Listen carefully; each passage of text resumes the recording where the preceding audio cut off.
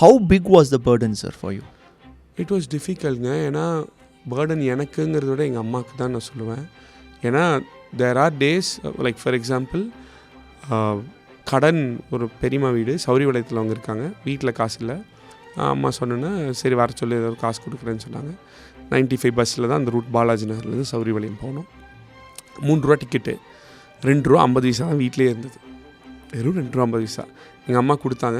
நீ போய் வாங்கிட்டு வா அப்படின்னாங்க. நான் போயிட்டு பஸ் ஏறிட்டு கனெக்டர்கிட்ட சும்மா தெரியாத மாதிரி ஆனால் சௌரிபாளையம் டிக்கெட் கொடுங்கண்ணா. இப்போ 3 ரூபாப்பா அப்படின்னார்.